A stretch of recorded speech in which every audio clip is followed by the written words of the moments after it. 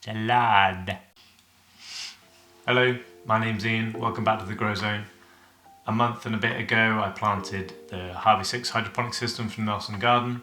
Today I'm going to show you some roots, some salad, some basil, and one that didn't go so well but is growing now. Yeah, it's just here. Let's check it out. Alright, let's get a little walk around here. The three salads, as you can see, have gone completely berserk and are loving this spot and the nutrients below. The basil, looking very healthy. It's actually gone a bit long. We've had a few cloudy days, a few sunny days. And this guy in the centre here was a basil pre-seeded pod, but it just didn't germinate, and that sometimes can happen. Seeds won't always germinate. So this is now a coriander. And in a second I'll show you underneath and we can get a look at the roots. And this guy has produced some lovely roots right down into the water. The salad, as you can see, is ready to harvest. Looking lovely. It's going to be a tasty salad. Let me show you inside the Harvy and we'll get some roots and show you the water level. And we're going to have to refill it a little bit. All right, let's give the hydroponics fans what they want and show some roots. Let's lift him up here for you. All right, well, the salads have joined forces at the bottom there. They've made this lovely webbing, beautiful root system.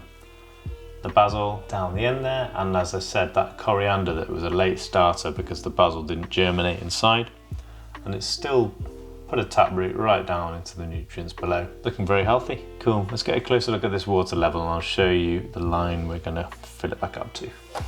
We lift up our top tray there. Get a look at this line in the center. We have our start line, which if you've seen the first video, that's where our level of water began. And now we want to fill back up to the line that says grow. So only a little bit of water to put back in. If you haven't seen the other video, check the link above me now and go and check it out to start your Harvy 6 system. See how much we need.